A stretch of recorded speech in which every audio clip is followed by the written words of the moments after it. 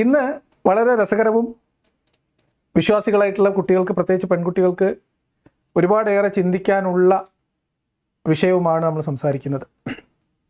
ഇസ്ലാം ഉപേക്ഷിച്ചാൽ എന്ത് സംഭവിക്കുമെന്നത് ഏറ്റവും കൂടുതൽ കുടുംബങ്ങളെയും രക്ഷിതാക്കളെയും ഒക്കെ ഭയപ്പെടുത്തിക്കൊണ്ടിരിക്കുന്നത്, ഇസ്ലാം ആർക്കെങ്കിലും വിശ്വാസം നഷ്ടപ്പെട്ടു പോയി കഴിഞ്ഞാൽ അവരുടെ ജീവിതം കുത്തഴിഞ്ഞു പോകും. ഇതാണ് അവർ പറയുക, കുത്തഴിഞ്ഞ ജീവിതം. അങ്ങനെ കുത്തഴിഞ്ഞ ജീവിതം ആയിപ്പോകും, അതുകൊണ്ട് നിങ്ങൾ ഇസ്ലാം ഉപേക്ഷിക്കരുത്, നിങ്ങൾ കുട്ടികൾ ഇസ്ലാം എന്ന് പോയാൽ കുത്തഴിഞ്ഞു. ഇതാണ് ഇവരുടെ ഒരു ഭീതി. ഇങ്ങനെയാണ് ഇവർ ഭീതി പടർത്താറുള്ളത്. എന്നാൽ ഇത് വാസ്തവമായിട്ട് എന്തെങ്കിലും ബന്ധമുള്ളതാണോ?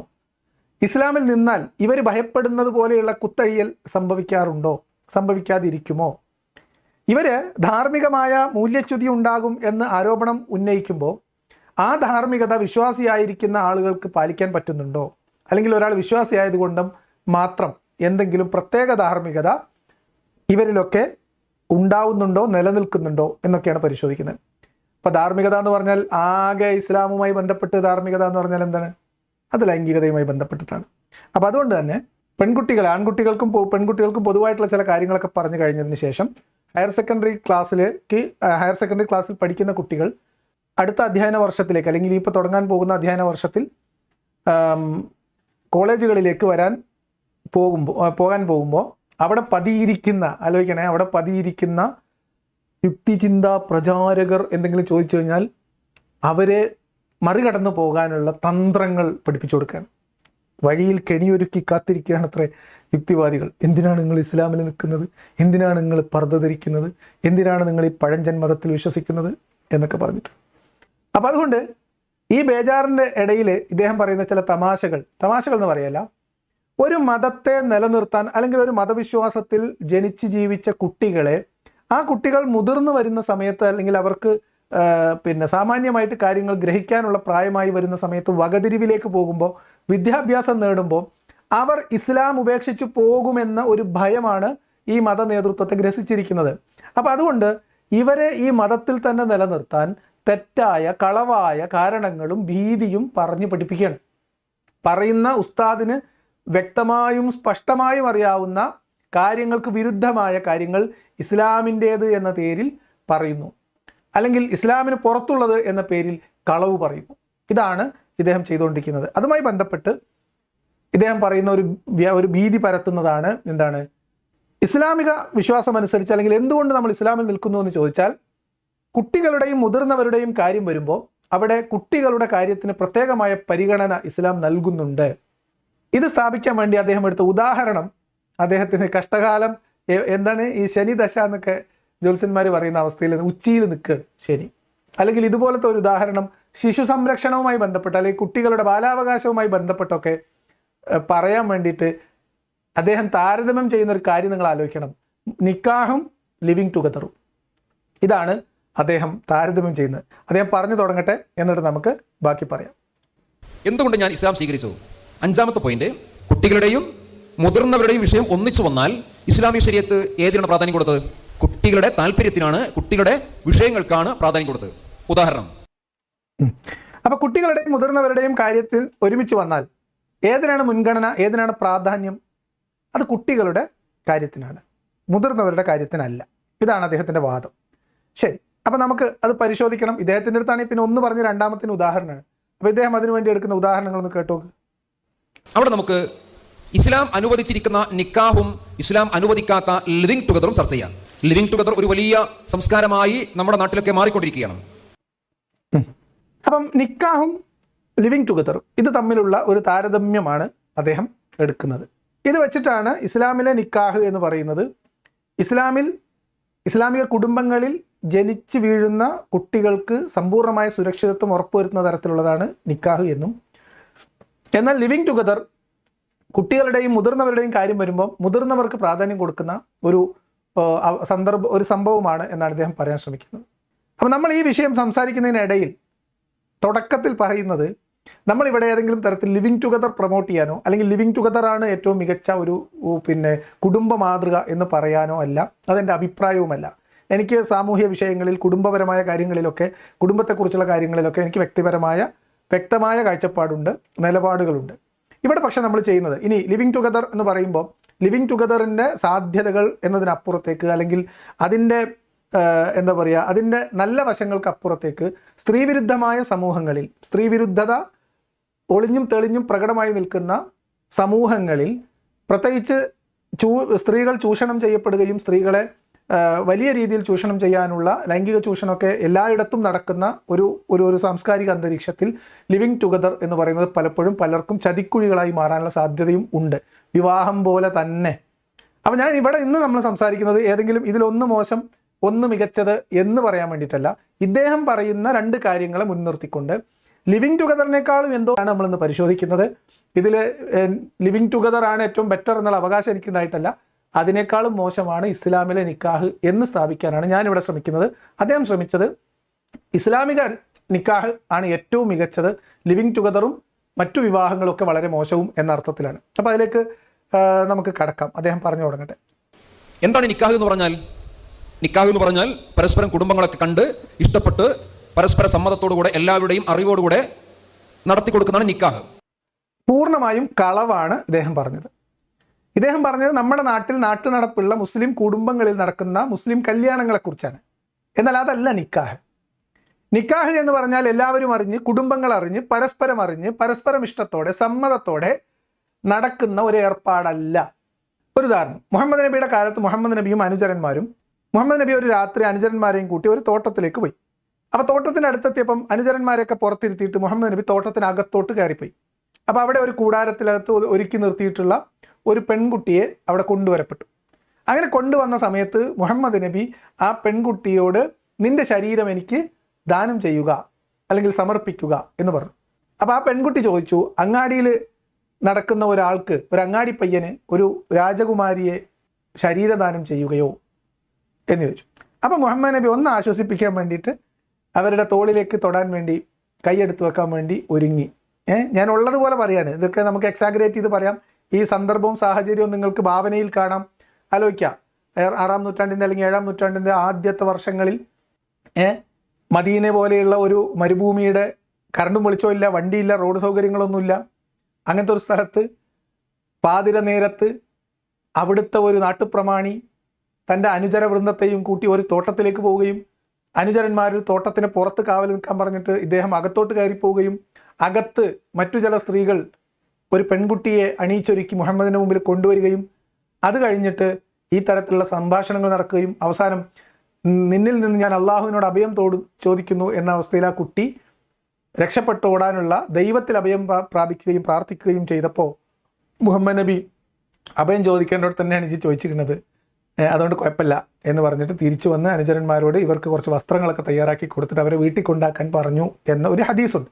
ഹദീസ് സഹിഹാണ്, വിശ്വാസികൾക്കതിൽ അഭിപ്രായ വ്യത്യാസമൊന്നും ഇല്ല.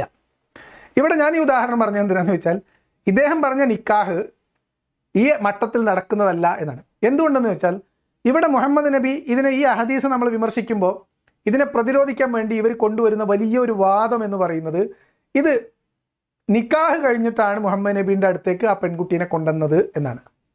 അനുചരന്മാർ അറിഞ്ഞിട്ടില്ല, ആ പെൺകുട്ടി പോലും തൻ്റെ നിക്കാഹ് കഴിഞ്ഞതായിട്ട് അറിഞ്ഞിട്ടില്ല.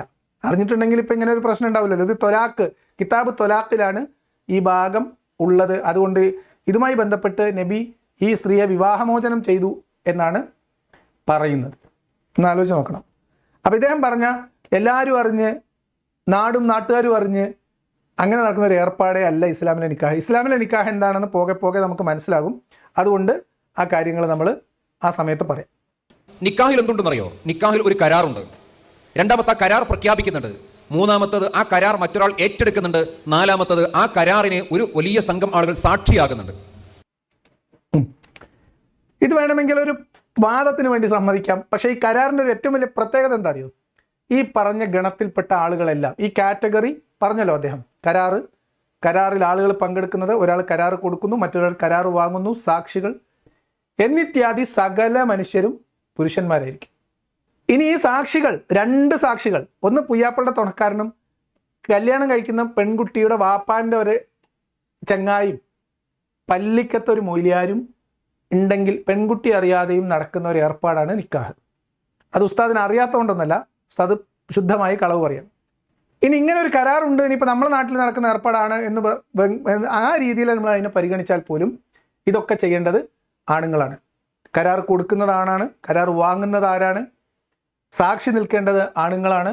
ഇസ്ലാമിക വിവാഹം അല്ലെങ്കിൽ നിക്കാഹ് എന്ന് പറയുന്നിടത്ത് സ്ത്രീകളുടെ പ്രസൻസ് തന്നെ ആവശ്യമില്ല എന്ന് മാത്രമല്ല, പലയിടത്തും സ്ത്രീകളുടെ പ്രസൻസ് പല മൗര്യന്മാർക്കും അരോചകമായി തോന്നുന്നതും, ഓഡിറ്റോറിയത്തിൽ വെച്ച് നടക്കുന്ന നിക്കാഹിൽ പോലും ആ നിക്കാഹ് നടക്കുന്ന വേദിയിൽ നിന്ന് സ്ത്രീകളൊന്ന് ഒഴിഞ്ഞു പോകണം, ഇത് ഇസ്ലാമികമായിട്ടുള്ളൊരു ചടങ്ങാണ്, അതുകൊണ്ട് മതപരമായിട്ടുള്ള നിയമങ്ങൾ നിങ്ങളെല്ലാവരും പാലിക്കാൻ തയ്യാറാവണം എന്ന് പറഞ്ഞിട്ട് ഉസ്താദും മതനിയമം പറയുന്നതും, തലയ്ക്കകത്ത് ആൾതാമസമുള്ള പള്ളി കമ്മിറ്റിക്കാരൻ ഉസ്താദിനെ ഇരുത്തേണ്ടിടത്ത് ഇരുത്തുന്നതും ഈ അടുത്ത കാലത്ത് വൈറലായ ഒരു വീഡിയോ ആണ്. നിങ്ങളിൽ എത്ര പേര് ആ വീഡിയോ കണ്ടിട്ടുണ്ടെന്ന് എനിക്കറിയില്ല. അപ്പോൾ ഉസ്താദ് പറയുന്ന ഈ സാധനമൊന്നുമല്ല ഇസ്ലാമിലെ നിക്കാഹ്. ഇസ്ലാമിലെ നിക്കാഹ് എന്ന് പറഞ്ഞാൽ വേറൊരു സംഗതിയാണ്, അത് പറയാം. എന്താണ് നിക്കാഹിലെ കരാർ? എൻ്റെ മകളെ ഇന്ന മഹർ നിശ്ചയിച്ച് ഞാൻ നിങ്ങൾക്ക് നിക്കാഹ് ചെയ്തു വന്നു എന്ന് പറയുമ്പോൾ, രക്ഷിതാവ് പറയുമ്പോൾ വരൻ അത് ഞാൻ ഏറ്റെടുത്തു എന്ന് പ്രഖ്യാപിക്കുന്നു. അതാണ് ഇസ്ലാമിലെ കരാർ കേട്ടോ. നേരത്തെ പറഞ്ഞ കരാർ എന്ന് പറഞ്ഞാൽ ഒരു വസ്തു, മൂല്യമുള്ള ഒരു വസ്തു പിതാവിന് നൽകിക്കൊണ്ട് അല്ലെങ്കിൽ മകൾക്ക് നിശ്ചയിച്ചുകൊണ്ട് പിതാവിനെ ഏൽപ്പിച്ചുകൊണ്ട് പിതാവിൻ്റെ അധീനതയിലുള്ള ഒരു പെൺകുട്ടിയെ അല്ലെങ്കിൽ ഒരു പെൺകുട്ടിയെ ഒരു പ്രത്യേക ആവശ്യത്തിന് പുരുഷന് കൈമാറുന്ന കച്ചവട കരാറാണ് ഇസ്ലാമിലെ നിക്കാഹ്.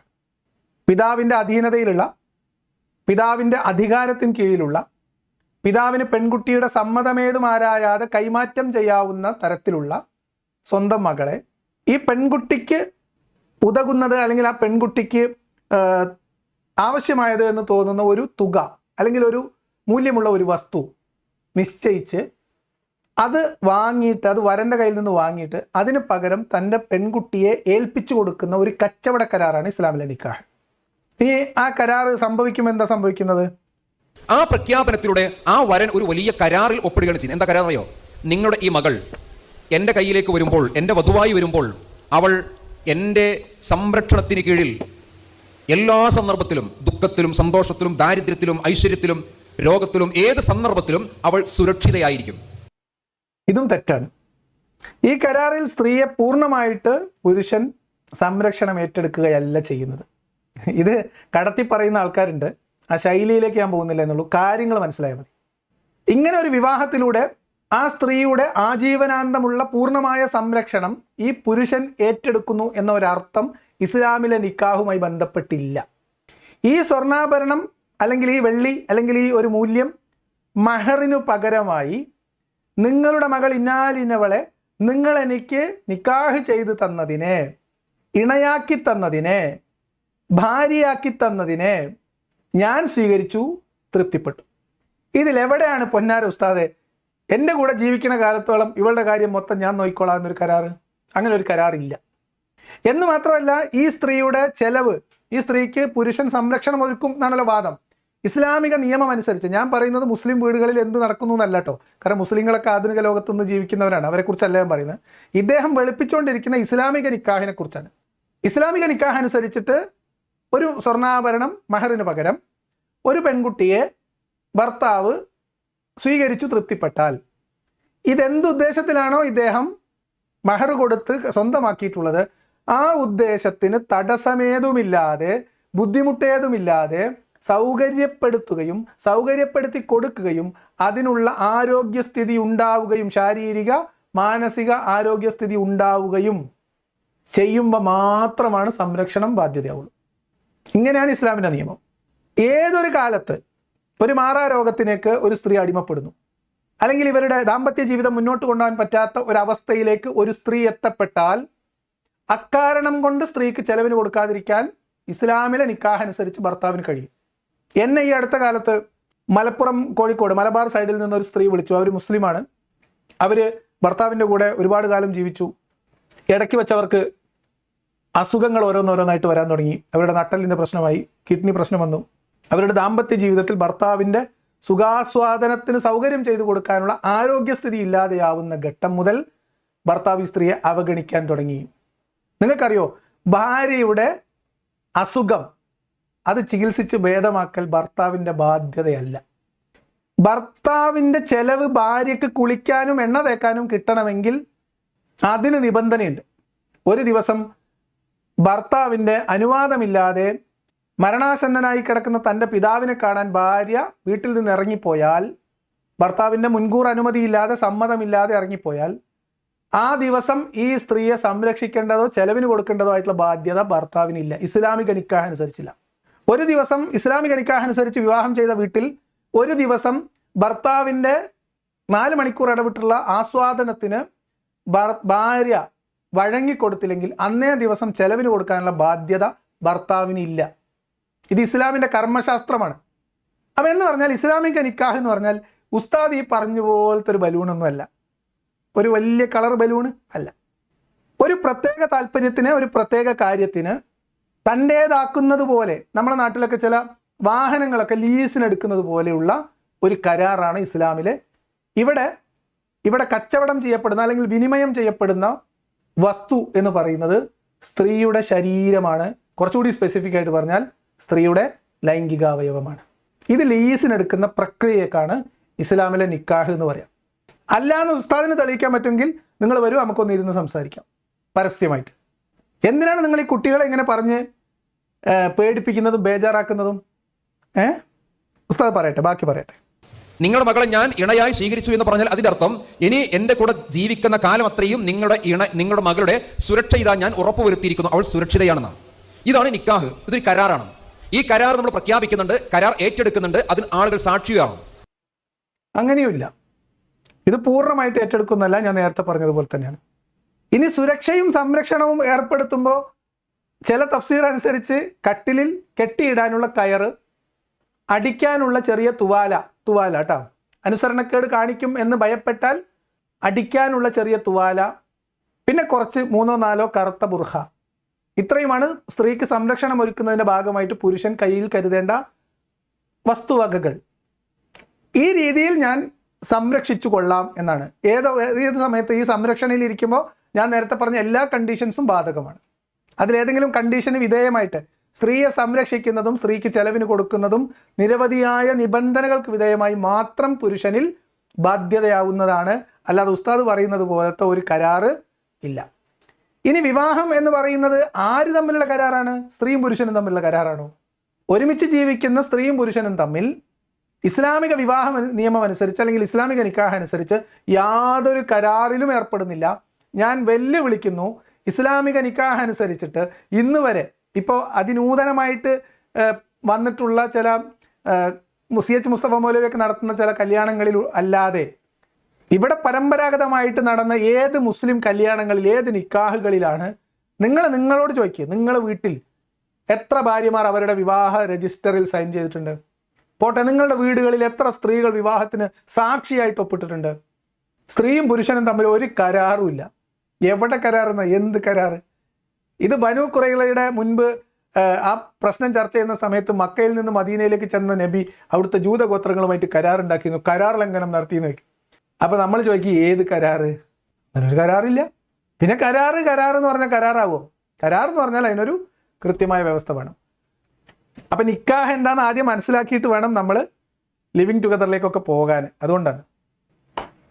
എന്നാൽ ലിവിങ് ടുഗദറിൽ ഈ പറയുന്ന കരാറില്ല.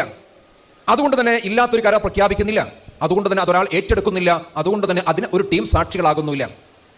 അതായത് ഇസ്ലാമിൽ കരാറുണ്ട്, ലിവിങ് ടുഗദറിൽ കരാറില്ല എന്നാണ് ഞാൻ ചോദിക്കുന്നത്. ലിവിങ് ടുഗദർ എന്ന് പറഞ്ഞാൽ പ്രായപൂർത്തിയായ, സ്വന്തമായി കാര്യങ്ങൾ തീരുമാനിക്കാൻ കഴിവുള്ള, കെൽപ്പുള്ള, സ്വതന്ത്രരായ 2 വ്യക്തികൾ തമ്മിൽ അവർ തമ്മിലുള്ള ധാരണയുടെയും കരാറിൻ്റെയും അടിസ്ഥാനത്തിൽ ആ കരാർ ഏത് രൂപത്തിലുള്ളതാണ്, എങ്ങനെയാണ്, അതിൻ്റെ സാങ്കത്യം എന്താണ്, അതിൻ്റെ വാലിഡിറ്റി എന്താണ് എന്ന കാര്യത്തിലൊക്കെ ചർച്ചകൾ നടക്കേണ്ടതുണ്ട്.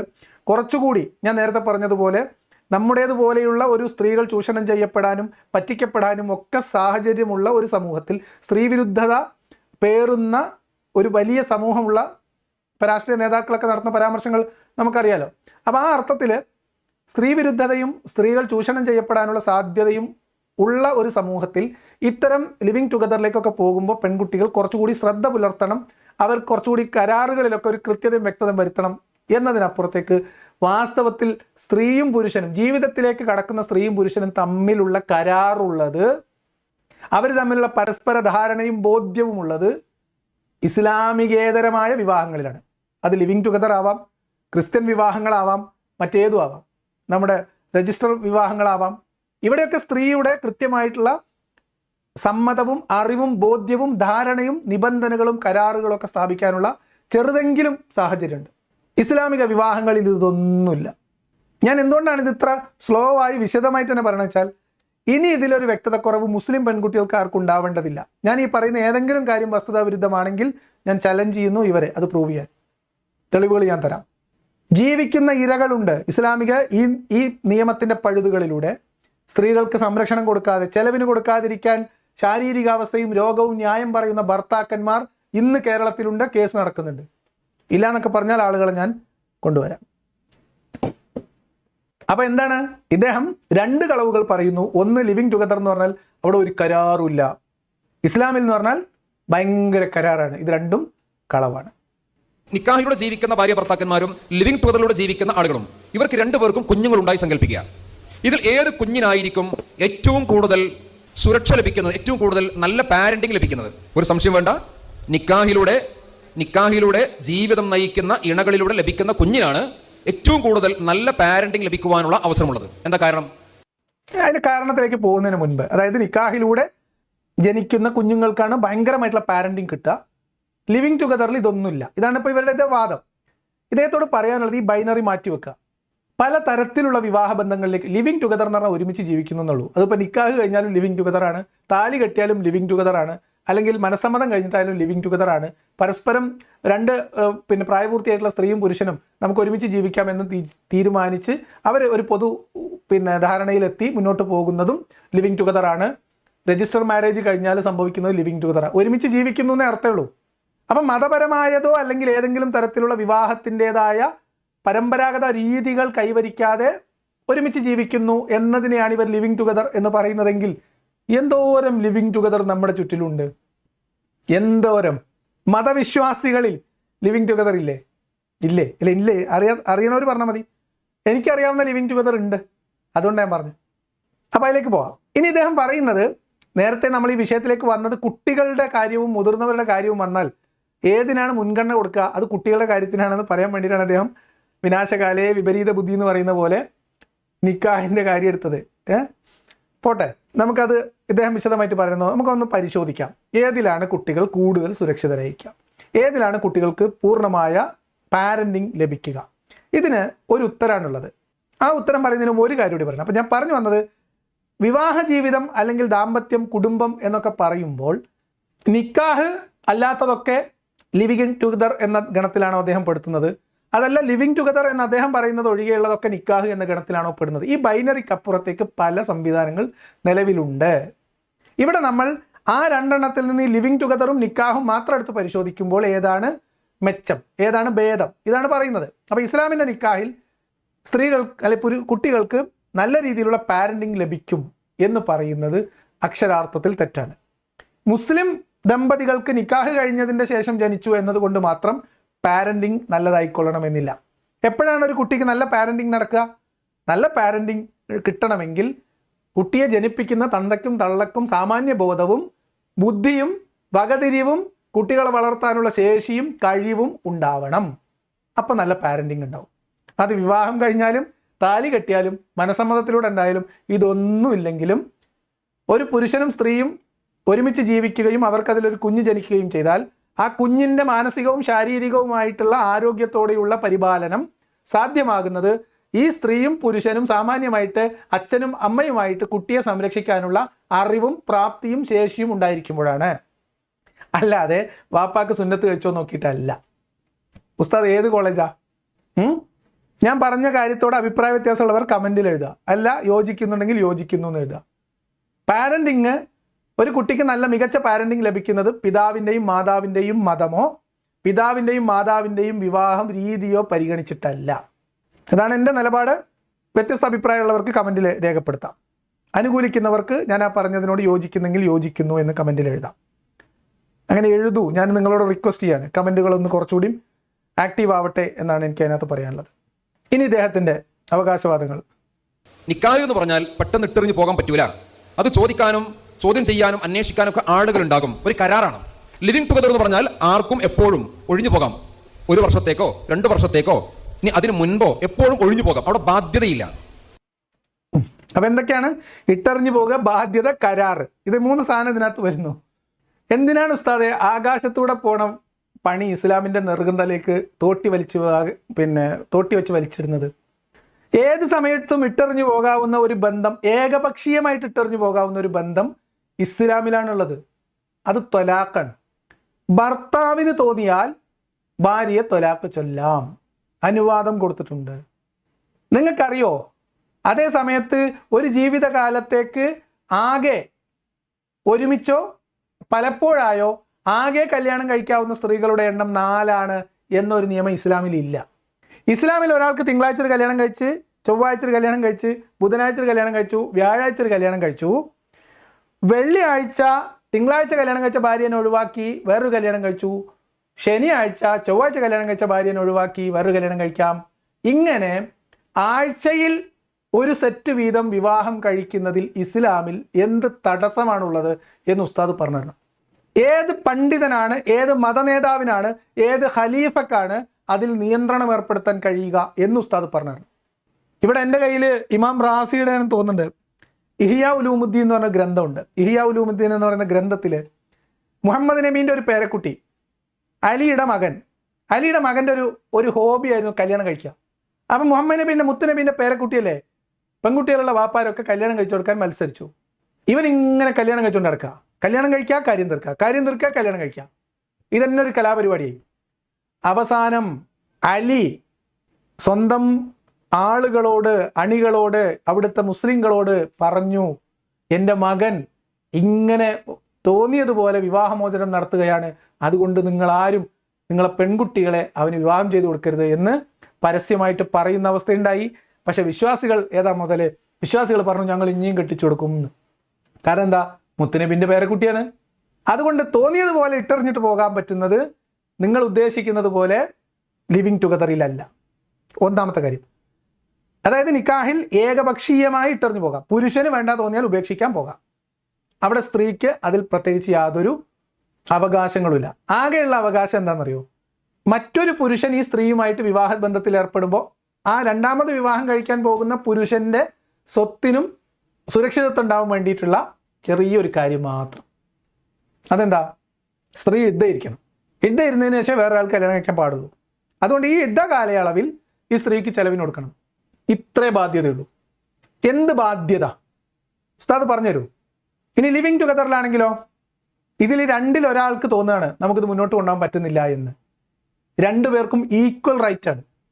ഭാര്യയ്ക്കും അല്ലെങ്കിൽ സ്ത്രീക്കും പുരുഷനും ഇതിലാർക്കും ആ വിവാഹബന്ധം അവസാനിക്കുന്നതിനെക്കുറിച്ച് ചർച്ച തുടങ്ങി വെക്കാനോ ആവശ്യം ഉന്നയിക്കാനോ തീരുമാനം എടുക്കാനോ ഉള്ള സ്വാതന്ത്ര്യം തുല്യമാണ്.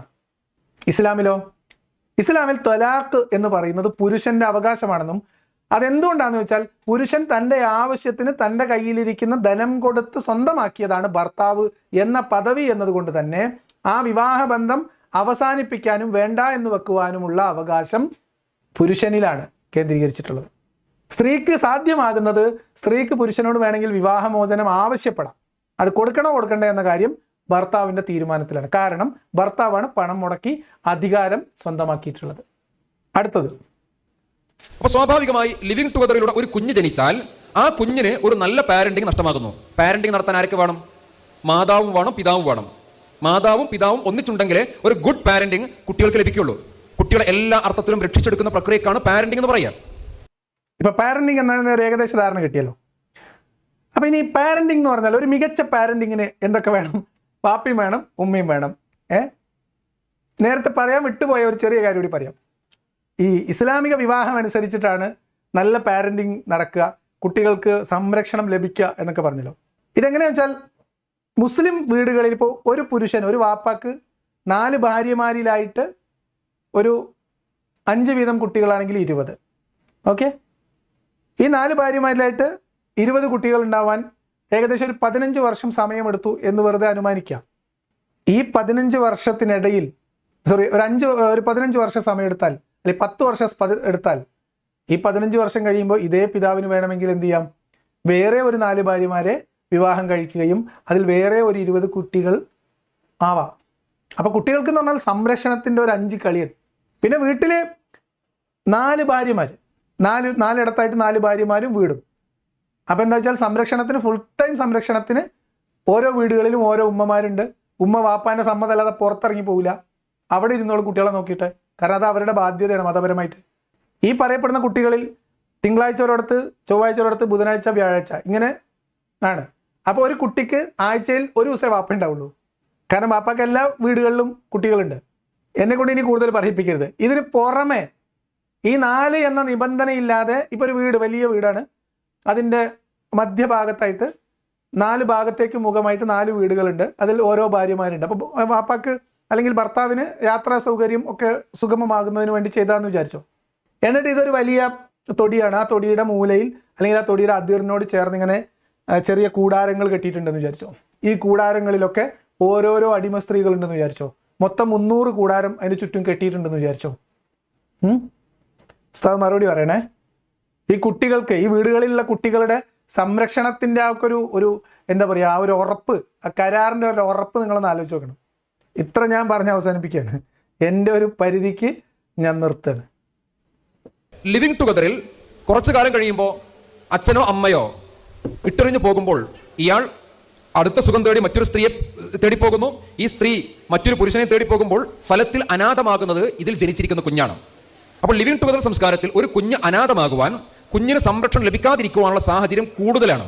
നിക്കാഹ് സംസ്കാരത്തിൽ ആ സാധ്യത വളരെ കുറവാണ്. ഇത് ഞാൻ പറഞ്ഞ ധാരാളം ഉത്തരങ്ങൾ മതി. പിന്നെ ഇദ്ദേഹം പറയുന്നത് വേറൊരു ആസ്പെക്റ്റിൽ ശരിയാണ്. എന്താണ്? പിതാവ് സുഖം തേടി മറ്റു ഭാര്യയെ കല്യാണം കഴിക്കാൻ വേണ്ടി പോകുന്നു. അത് ഇസ്ലാമിൽ നടക്കുകയില്ല കേട്ടോ. ഇസ്ലാമിൽ അങ്ങനെ സംഭവമേ ഇല്ല. ലിവിങ് ടുഗദറിലാണെങ്കിൽ 2 വർഷം 3 വർഷം കഴിയുമ്പോൾ അവർ വേറെ ബന്ധങ്ങളിലേക്ക് പോകാനുള്ള സാധ്യതയുണ്ട്. ഇസ്ലാമിൽ പിന്നെ അങ്ങനെയൊന്നുമില്ല. അത് ഞാൻ നേരത്തെ പറഞ്ഞതുകൊണ്ട് കൂടിയാണ്. ഒരു തവണ പണം കൊടുത്ത് കൈക്കലാക്കി വീട്ടിൽ കൊണ്ടുവന്ന് ഗേറ്റിനകത്തേക്ക് കയറ്റി വിട്ടാൽ സമ്മതമില്ലാതെ ഗേറ്റ് കടന്ന് പുറത്തു പോകില്ലാത്ത തരത്തിലുള്ള സുരക്ഷിതത്വവും സംരക്ഷണവും ഉറപ്പുമാണ് ഇസ്ലാമിലെ നിക്കാഹിന്. എന്നാൽ ഇസ്ലാമികേതരമായ വിവാഹങ്ങളിൽ സ്ത്രീക്കും പുരുഷനും വ്യക്തി എന്ന തരത്തിലുള്ള അവകാശങ്ങളുണ്ടാവും, അവരുടേതായിട്ടുള്ള കാര്യങ്ങളുണ്ടാവും, അവരുടേതായിട്ടുള്ള മുൻഗണനകളുണ്ടാവും, തീരുമാനങ്ങളുണ്ടാവും, അവരുടെ അവകാശങ്ങളുണ്ടാവും. അതുകൊണ്ട് ഇസ്ലാമിലെ നിക്കാഹിനോട് താരതമ്യം ചെയ്യുമ്പോൾ ലിവിങ് ടുഗദറിൽ ഈ പറഞ്ഞ പ്രശ്നം ഉണ്ട്, സംരക്ഷണത്തിൻ്റെ പ്രശ്നം കേട്ടോ. എന്നാൽ ഇസ്ലാമിൽ ഈ പറഞ്ഞ ഉറപ്പിന് പുറത്തേക്ക് വേറൊരു സംരക്ഷണ സാധ്യതയും കൂടി ഉണ്ട്. അതെന്താണെന്നല്ലേ കേട്ടോളി.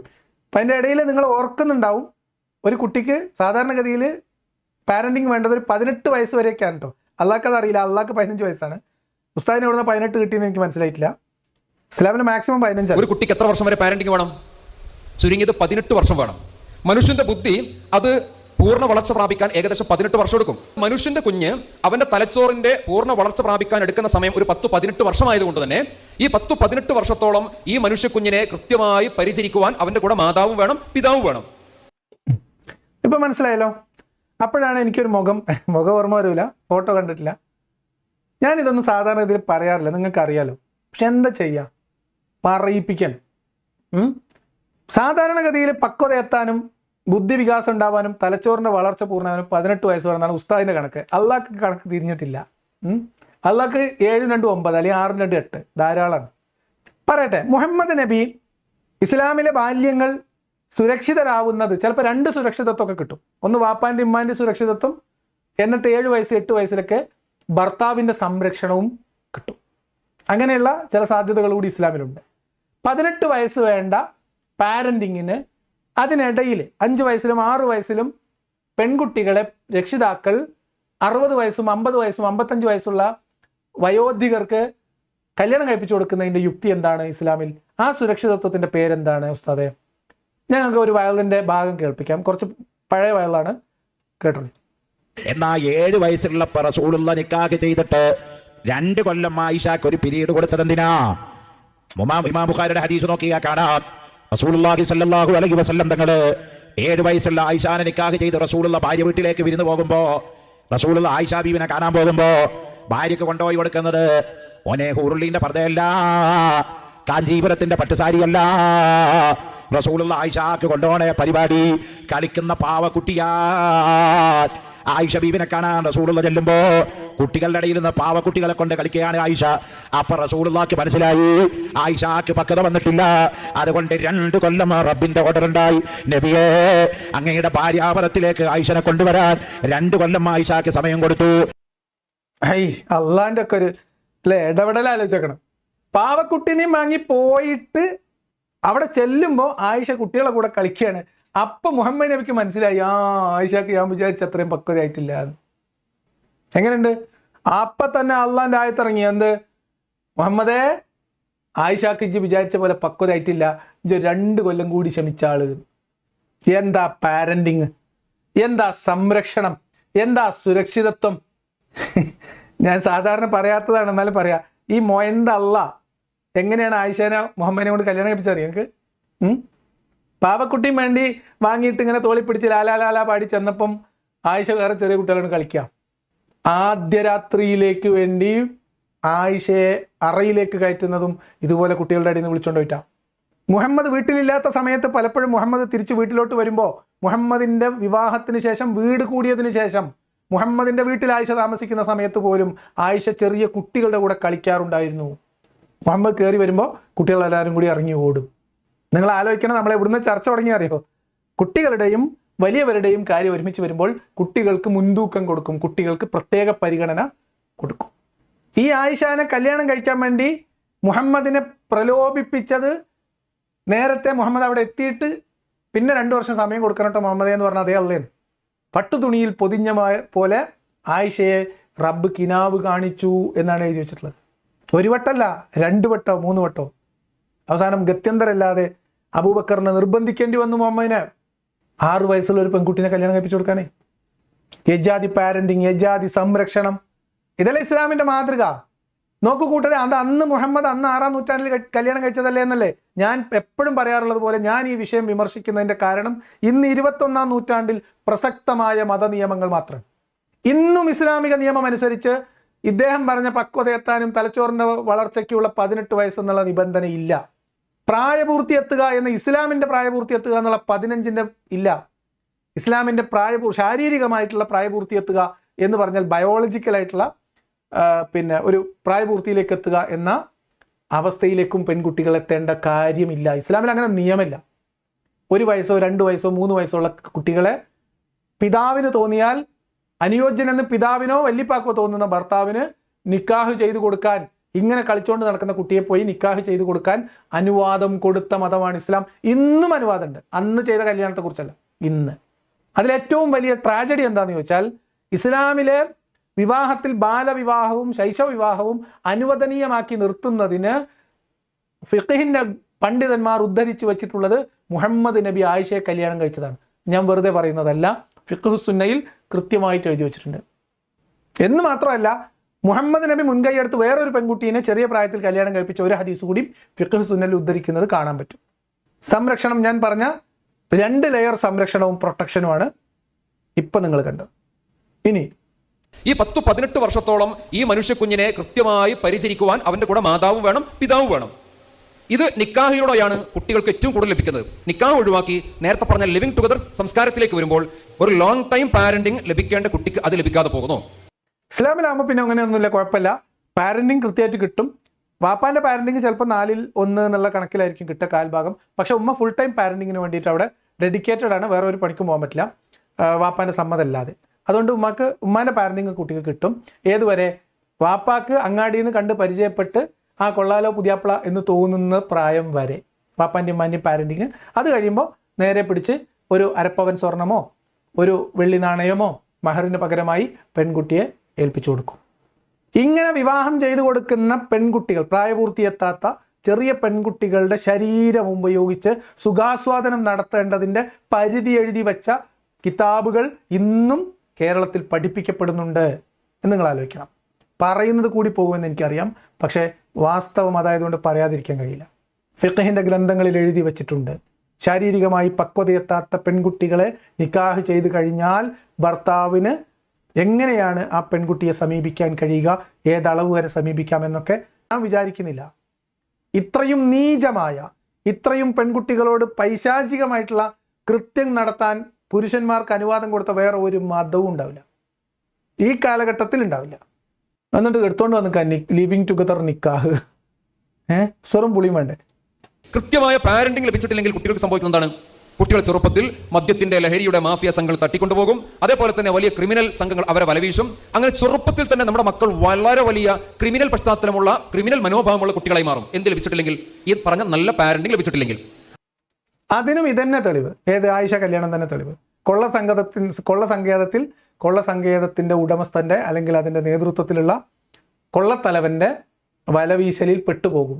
കുട്ടികളുടെ ജീവിതം, ബാല്യം തകർന്നു പോകും, നശിച്ചു. അത് തന്നെ. അപ്പൊ നമ്മുടെ മക്കൾ ക്രിമിനൽ പശ്ചാത്തലമുള്ള മക്കളായി മാറാതെ അങ്ങനെ സമൂഹത്തിന് ഭീഷണിയായി തീരാതിരിക്കാൻ ഇസ്ലാം എന്ത് നിരോധിച്ചു? ലിവിങ് ടുഗദർ നിരോധിച്ചു. എന്തിന് അനുവദിച്ചു? നിക്കാഹിന് അനുവദിച്ചു. ഇനി ഇത്രയൊക്കെ പറഞ്ഞപ്പോൾ നിങ്ങൾ വിചാരിച്ചു ഇസ്ലാമിൽ ലിവിങ് ടുഗദർ ഇല്ല എന്ന് ഞാനും സമ്മതിച്ചു എന്ന്, അല്ലേ? ഇസ്ലാമിൽ ലിവിങ് ടുഗദർ ഉണ്ട്. ലിവിങ് ടുഗദർ അല്ല, ഇസ്ലാമിൽ പച്ചയായ പ്രോസ്റ്റിറ്റ്യൂഷൻ ഉണ്ട്. മുത്താ കല്യാണം എന്നാണ് അതിനെ പറയാം. അത് പറയുമ്പോൾ ചില ഉസ്താദുമാർ, ചില മൊലിയന്മാർ, ചില വിശ്വാസികൾ ഹാലിളകി വരും, അത് ഹൈബറിൽ നിരോധിച്ചു എന്ന്. ഹൈബർ വരെ ഉണ്ടായിരുന്നു, സമ്മതിച്ചോ? ഉണ്ടായിരുന്നു. എന്താണ് മുത്താ കല്യാണം? ഒരു ചെറിയ പാരിതോഷികം നിശ്ചയിച്ച് ഒരു പ്രത്യേക കാലയളവിലേക്ക്, 1 ദിവസത്തേക്കോ 2 ദിവസത്തേക്കോ 3 ദിവസത്തേക്കോ സാധുവായ, അല്ലെങ്കിൽ ഇവർ ഉസ്താദ് നേരത്തെ പറഞ്ഞ നിക്കാഹിൽ ഉണ്ടാവുന്ന ആ തരത്തിലുള്ള കരാറോ ബാധ്യതകളോ പരസ്പരമില്ലാത്ത തരത്തിലുള്ള മുത്താ വിവാഹം ഇസ്ലാമിലുണ്ട്. കേരളത്തിലെ സുന്നികൾ ചെയ്യുന്നുണ്ടോ എന്നല്ല ചോദ്യം, കേരളത്തിലെ മുസ്ലിങ്ങൾ ചെയ്യുന്നുണ്ടോ എന്നല്ല പറയുന്നത്. ഇസ്ലാമിലുണ്ട്. മുത്താ വിവാഹം ഇസ്ലാമിൽ അനുവദനീയമാണ്. ഹൈബറിൽ അത് നിരോധിച്ചു എന്ന് പറയുമ്പോൾ പോലും ഹൈബർ വരെ ഉണ്ടായിരുന്നു എന്ന് സമ്മതിക്കും.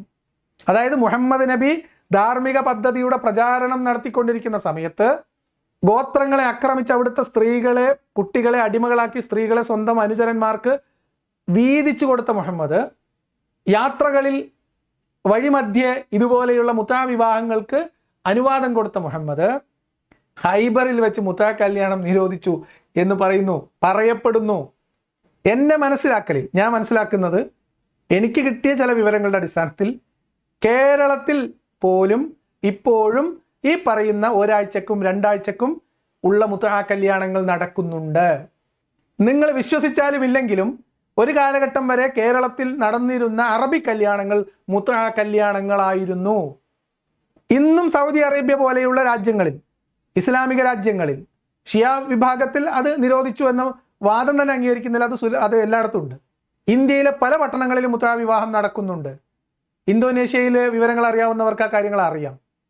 കേരളത്തിലെ ഒരു ജില്ലയിൽ മുത്താ കല്യാണം നടക്കുന്ന മഹല്ലുകളുണ്ട് എന്നാണ് എനിക്ക് കിട്ടിയിട്ടുള്ള അറിവ്. ഇത് ഒരു പർട്ടിക്കുലർ ദിവസം നിശ്ചയിക്കലാണ്.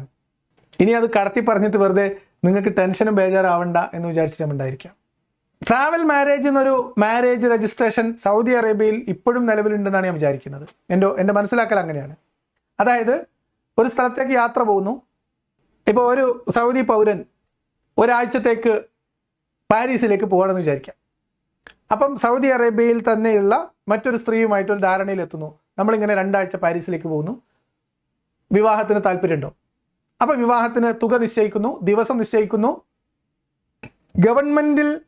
ഗവൺമെൻറ്റിന് അതിനുവേണ്ടി സംവിധാനമുണ്ട് അത്തരം യാത്രാ വിവാഹങ്ങൾ രജിസ്റ്റർ ചെയ്യാൻ. നിക്കാഹും സിയാറ മൈസർ അങ്ങനെ എന്തൊരു പേരാണ്, ട്രാവൽ മാരേജ് എന്ന് പറയും. അതിപ്പോഴും നിലവിലുണ്ട്. എന്നിട്ട് ലിവിങ് ടുഗദർ ഇല്ലേ? അല്ല, അതിനെ ലിവിങ് ടുഗദർ എന്ന് പറയാൻ പറ്റില്ല, അതിന് വേറെ പേരാണ് പറയേണ്ടത്. അപ്പോൾ ഈ സാധനങ്ങളൊക്കെ കയ്യിൽ പിടിച്ചിട്ടാണ് ഈ ഉസ്താദി കിടന്ന് ഉരുളുന്നത്. നിങ്ങൾ ആലോചിക്കണം. ഇത് ഞാൻ പറഞ്ഞ ഏതെങ്കിലും കാര്യത്തിൽ ഖണ്ഡിക്കാനുണ്ടെങ്കിൽ അദ്ദേഹത്തിന് തയ്യാറാവാം, ഞാൻ തയ്യാറാണ്. അതുകൊണ്ട് ലിവിങ് ടുഗദർ ആണ് ഏറ്റവും മികച്ച ഒരു രീതി എന്നോ ലിവിങ് ടുഗദർ ഏറ്റവും പെർഫെക്റ്റ് ആണ് എന്നുള്ള വാദമൊന്നും എനിക്കില്ല. ഞാൻ നേരത്തെ പറഞ്ഞതുപോലെ അതിലേർപ്പെടുന്ന അല്ലെങ്കിൽ അത്തരം ഒരു ജീവിതത്തിലേക്ക് കടക്കുന്ന സ്ത്രീയുടെയും പുരുഷൻ്റെയും പല തരത്തിലുള്ള സാഹചര്യങ്ങൾ പരിഗണിച്ചിട്ടാണ് അത് പോസിറ്റീവായിരിക്കോ അത് ബുദ്ധിമുട്ടാവുമോ എന്ന് തീരുമാനിക്കാം. അതിപ്പോൾ ഈ പറഞ്ഞതുപോലെ വിവാഹങ്ങൾ, പരമ്പരാഗത കല്യാണങ്ങൾ 100% ആണോ അതിൻ്റെ സക്സസ് റേറ്റ്? അല്ലല്ലോ. അപ്പോൾ അതുപോലെ തന്നെയാണ് ഇതും. അതേ സമയത്ത് നിക്കാഹ് വേഴ്സസ് ലിവിങ് ടുഗദർ എന്നൊക്കെ പറഞ്ഞാൽ നിക്കാഹ് ആകെ നാണം കെട്ടുപോകും. അതുകൊണ്ട് അതുമായിട്ടൊന്നും താരതമ്യം ചെയ്യരുത് എന്നാണ് എനിക്ക് പറയാനുള്ളത്. ഈ ലിവിങ് ടുഗദറുമായിട്ട് താരതമ്യം ചെയ്യുന്നതിൻ്റെ ഒരു ഗുട്ടൻസ് എന്താ വെച്ചാൽ എല്ലാ മതവിഭാഗങ്ങളും ആചാരപരമായ വിവാഹങ്ങളിൽ ഏർപ്പെടുന്ന മതവിശ്വാസികളുടെ പൊതുസമൂഹം ലിവിങ് ടുഗദറിനെ എതിർക്കുന്നു എന്നതുകൊണ്ട് അവിടെ ഒരു ബേസ് കിട്ടും എന്നുള്ള ഒരു ധൈര്യത്തിലാണ് നിക്കാഹ് വേഴ്സസ് ലിവിങ് ടുഗദറായിട്ട് ഉസ്താദ് വരുന്നത്. അപ്പോൾ അതാണ് ആ കാര്യത്തിൽ എനിക്ക് പറയാനുള്ളത്. ഇതൊക്കെ പറഞ്ഞത് എന്തിനറിയും, ഞാൻ നേരത്തെ പറഞ്ഞതുപോലെ നമ്മൾ 3 ദിവസമായിട്ട് സംസാരിച്ചുകൊണ്ടിരിക്കുന്നത് മരണഭയവും ഖബറും കാണിച്ച് ഭയപ്പെടുത്തിയ ഒരു കൂട്ടം കുട്ടികളെ കോളേജ് ക്യാമ്പസുകളിലേക്ക് പഠിച്ച് മുതിർന്നു പോകുന്ന സമയത്ത് ഇസ്ലാമികമായ ചിന്തയിൽ നിന്ന് മാറിപ്പോകുന്നതിനുള്ള സാധ്യതകൾ ഭയപ്പെടുത്തി തടഞ്ഞു നിർത്താനുള്ള ശ്രമത്തിൻ്റെ ഭാഗമായി പറയുന്ന കളവുകളാണ് നമ്മൾ പ്രതികരിച്ചുകൊണ്ടിരിക്കുന്നത്. Okay, please stand up. പറയൂ, ഒരു യുക്തിവാദ പ്രസ്ഥാനത്തിന്റെ, നിരീശ്വരവാദ പ്രസ്ഥാനത്തിന്റെ വക്താക്കൾ കോളേജ് ക്യാമ്പസിൽ വന്ന് നിങ്ങൾ ക്ഷണിക്കുന്നു, നിങ്ങൾ ഞങ്ങളുടെ കൂടെ വരൂ, മതം ഒഴിവാക്കൂ, നിങ്ങൾ പോകൂല്ലേ? പോകൂല്ലേ? എല്ലാവരും പറ, എന്തുകൊണ്ട് പോകൂല? എൻ്റെ ഉമ്മയും പാപ്പയും മുസ്ലിമാണ്, അതുകൊണ്ട് ഞാൻ വരൂല എന്നാണ് ഉത്തരം? ഞാൻ പോകുന്ന മുസ്ലിം പള്ളിയിലാണ്, ഞാൻ പഠിച്ച മുസ്ലിം മദ്രസയിലാണ്, അതുകൊണ്ട് വരൂലാണോ? ഞാൻ എങ്ങാനും ഇസ്ലാം വിട്ടു വന്നാൽ എൻ്റെ ഉമ്മയും പാപ്പയെ വീട്ടിൽ നിന്ന് പുറത്താക്കുന്നതാണോ? അല്ല. എന്നാൽ എന്താണ് ഉത്തരം? നിങ്ങൾക്ക് അവിടെ പറയാനുള്ള ഉത്തരം എന്താണ്? നിങ്ങൾ ശ്രദ്ധിച്ചോ? ഞാൻ മതം വിട്ടാൽ എൻ്റെ ഉമ്മയും പാപ്പയും എന്നെ വീട്ടിൽ നിന്ന് പുറത്താക്കും, അതുകൊണ്ട് വിടുന്നില്ല എന്നാണോ എന്നാണ്. അല്ല എന്ന് കുട്ടികളെ കൊണ്ട് പറയിപ്പിക്കുകയാണ്. നാണമാകുന്നില്ലേ? ഹേ മനുഷ്യ, നാണമാകുന്നില്ലേ നിങ്ങൾക്ക്? മുർത്തദിനെ കൊല്ലണമെന്ന് മദ്രസയിൽ പഠിപ്പിക്കുന്ന കുട്ടികളുടെ മുമ്പിൽ ചെന്നിട്ട് ചോദിക്കുകയാണ്, മതം വിട്ടാൽ വീട്ടിൽ നിന്ന് പുറത്താക്കുന്നു പേടിച്ചിട്ടാണോ നിങ്ങൾ ഇസ്ലാമിൽ നിൽക്കുന്നതെന്ന് ചോദിച്ചാൽ അല്ല എന്ന് കുട്ടികളെ പറയും. മതം വിട്ടാൽ വീട്ടിൽ നിന്ന് പുറത്താക്കൂലേ? അല്ല, പുറത്താക്കണ്ടേ? എന്താ ഇസ്ലാമിൻ്റെ കാഴ്ചപ്പാട്? കുടുംബ ബന്ധം അവസാനിപ്പിക്കണ്ടേ? അനന്തരാവകാശം നിഷേധിക്കണ്ടേ? വിവാഹിതരാണെങ്കിൽ അവരുടെ വിവാഹബന്ധം വേർപെടുത്തണ്ടേ? കുട്ടികളുള്ളവരാണെങ്കിൽ അവരുടെ സംരക്ഷണാധികാരം എടുത്തു കളയണ്ടേ? എന്നിട്ട് അതൊന്നും പേടിച്ചിട്ടല്ലോ ഇതുപോലെ നുണ പറയാൻ, ഇതുപോലെ കളവ് പറഞ്ഞ് കുട്ടികളെ തെറ്റിദ്ധരിപ്പിക്കാൻ, ഇതുപോലെ കുട്ടികളെ ഭയപ്പെടുത്തി ഇതിനെ അകത്ത് പിടിച്ചു നിർത്താൻ ശ്രമിക്കുന്നതിൽ പരം ഇസ്ലാമിൻ്റെ ഗതികേട് വിളിച്ചോതുന്ന വേറെ എന്ത് വാർത്തയാണ് വേണ്ടത്? വേറെന്ത് തെളിവാണ് വേണ്ടത്? ഇസ്ലാം എന്ന് പറയുന്ന ആ വടവൃക്ഷത്തിൻ്റെ അടിവേര് ദ്രവിച്ചു പോയിട്ടുണ്ട് എന്നതിന് ഇതിൽ പരം ഇനി എന്ത് തെളിവാണ് നിങ്ങൾക്ക് കേരളത്തിൽ നിന്ന് കിട്ടേണ്ടത്? വിശ്വാസികളായിട്ട് ഉള്ള ആളുകൾ ആലോചിക്കാം. എന്തുകൊണ്ട് നിങ്ങൾ മുസ്ലിമായി? എന്തുകൊണ്ട് നിങ്ങൾ ഇസ്ലാമിനെ ചൂസ് ചെയ്തു? പറഞ്ഞോളൂ. കുട്ടികളുടെ പാരന്റിങ് ഉറപ്പുവരുത്തി, പിന്നെ സമൂഹത്തിന്റെ നിർഭയമായ സാഹചര്യം ഉറപ്പുവരുത്തി, പിന്നീട് സ്ത്രീകൾക്ക് സുരക്ഷ നൽകി, നമ്മുടെ ആരോഗ്യത്തെ സംരക്ഷിച്ച് ജീവന് വലിയ പ്രാധാന്യം കൊടുക്കുന്നു എൻ്റെ മതം എന്നുള്ളത് കൊണ്ട് ഞാൻ ഏതിനെ തിരഞ്ഞെടുത്തു? ഞാൻ ഏതിനെ ചൂസ് ചെയ്തു? ഇസ്ലാമിനെ ചൂസ് ചെയ്തു. ക്ലിയർ? ക്ലിയർ? ഇരിക്കും. ഈ കുട്ടികളെ എഴുന്നേപ്പിച്ച് നിർത്തിയിട്ടാണ് ഈ കസർത്ത്. എന്ത് എഴുന്നേപ്പിച്ച് നിർത്തിയിട്ട് ചോദിക്കുകയാണ്, നിങ്ങൾ എന്തുകൊണ്ട് ഇസ്ലാമായി എന്ന് ആരെങ്കിലും ചോദിച്ചാൽ നിങ്ങൾ എന്ത് പറയും? നിങ്ങൾ അപ്പയും ഉമ്മയും മുസ്ലിം ആയതുകൊണ്ടാണോ? അപ്പോൾ കുട്ടികളല്ല. നിങ്ങളെ മദ്രസ വിട്ട് പഠിപ്പിച്ചുകൊണ്ടാണോ? അല്ല. ഇസ്ലാം എന്ന് പുറത്തു പോയാൽ നിങ്ങളെ വീട്ടിൽ നിന്ന് പുറത്താക്കുന്നു പേടിച്ചിട്ടാണോ? അല്ല. പിന്നെന്തുകൊണ്ടാണ്? അത് കുട്ടികൾക്ക് അറിയില്ല, ഉസ്താദ് പറഞ്ഞു കൊടുക്കും. ഇതുപോലെയുള്ള പൊറാട്ട് നാടകങ്ങൾ കൊണ്ട് നിങ്ങൾക്ക് ഈ കുട്ടികളെ എത്ര കാലം പിടിച്ചു നിർത്താൻ പറ്റും എന്ന് നിങ്ങൾ ആലോചിക്കണം. നിങ്ങൾ പറഞ്ഞതിൻ്റെ അടിസ്ഥാനത്തിൽ ഇസ്ലാം എന്നാൽ കൂടുതൽ പഠിക്കണം, ഇത്രയും വലിയൊരു മതമാണ് ഇസ്ലാം, എങ്കിലും അതിനെക്കുറിച്ച് കൂടുതൽ അറിയണം എന്ന് വിചാരിച്ച് +2 കുട്ടികൾ ഫത്വയിൽ മൊയ്നും ഉംദയും ഒക്കെ വാങ്ങി വായിച്ചാലുള്ള അവസ്ഥ എന്തായിരിക്കും ഉസ്താദെ? നിങ്ങൾ എപ്പോഴെങ്കിലും ആലോചിച്ചിട്ടുണ്ടോ? എന്താ കഥ? ഇങ്ങനെ നമ്മൾ നാളെ മുതൽ നമ്മുടെ ക്യാമ്പസുകളിലേക്ക് കയറി ചെല്ലുന്നത് ഞാൻ എന്തുകൊണ്ട് ഇസ്ലാം തെരഞ്ഞെടുത്തു എന്ന ഒരു തിരിച്ചറിവോടുകൂടെയും ആ ഇസ്ലാം തെരഞ്ഞെടുത്തതിലുള്ള അഭിമാനത്തോടുകൂടെയും ഇസ്ലാമിന്റെ ആരാധനാകർമ്മങ്ങളും ഇസ്ലാമിന്റെ വേഷവിധാനങ്ങൾ സ്വീകരിക്കുന്നതിൽ സന്തോഷമുള്ള ആളുകളായിട്ടായിരിക്കണം നമ്മൾ പോകേണ്ടത്. കഴിയോ? ഓക്കെ. ഉസ്താദിന് സമാധാനമായി. കുട്ടികൾക്ക് എങ്ങനെയെങ്കിലും ഈ പരിപാടി തീർന്നു കിട്ടിയാൽ മതി എന്നായി. എങ്ങനെയാണ് പുതുതലമുറയെ ഇസ്ലാമിൽ പിടിച്ചു നിർത്താൻ വേണ്ടി ഇവർ വിഫല ശ്രമങ്ങൾ നടത്തിക്കൊണ്ടിരിക്കുന്നത് എന്നതിൻ്റെ ശരിയായ ഒരു ദൃശ്യാവിഷ്കാരമാണ് 5 മണിക്കൂർ നീളുന്ന പരിപാടി. കുട്ടികളുടെ രക്ഷിതാക്കളെയും കുട്ടികളെയും ഒക്കെ ഉന്നത വിദ്യാഭ്യാസത്തിൻ്റെ സാധ്യതകളെക്കുറിച്ച് പഠിപ്പിക്കുകയാണെന്ന് പറഞ്ഞിട്ട് വിളിച്ചു വരുത്തിയിട്ട് മരണപ്പെട്ട് മണ്ണിലിട്ട് കഴിഞ്ഞാൽ പുഴുവരിക്കുന്നതിൻ്റെയും കണ്ണുകൾ ദ്രവിക്കുന്നതിൻ്റെയും മുടികൾ കൊഴിഞ്ഞു പോകുന്നതിൻ്റെയും പുഴുക്കൾ ശരീരഭാഗങ്ങൾ ഭക്ഷിക്കുന്നതിൻ്റെയും ദൃശ്യങ്ങൾ കാണിച്ച് കുട്ടികളെ ഭീതിപ്പെടുത്തിയിട്ട് ഇസ്ലാമായതിൽ അഭിമാനിക്കണം എന്ന് കളവ് പറഞ്ഞ് കുട്ടികളെ പഠിപ്പിക്കാൻ ഇവർ നടത്തുന്ന ശ്രമം, ഇതിനേക്കാളും നാണം കെട്ട ഒരു മതപ്രബോധനം ഇനി ലോകത്ത് വരാനില്ല എന്നാണ് എനിക്ക് പറയുന്നത്. എനിക്ക് തോന്നുന്നത് മുഹമ്മദിൻ്റെ കാലത്ത് മുഹമ്മദ് വാളെടുത്തിട്ട് ഇപ്പം മുസ്ലിം ആയിക്കോ അല്ലെങ്കിൽ തീരുമാനാക്കും എന്ന് പറഞ്ഞ് എഴുതിയിരുന്ന കത്തുകൾക്ക് ഇതിനേക്കാൾ അന്തസ്സുണ്ട് എന്നാണ്. അതുകൊണ്ട് ആ അവസ്ഥയിൽ നിങ്ങൾ എത്തിക്കഴിഞ്ഞു.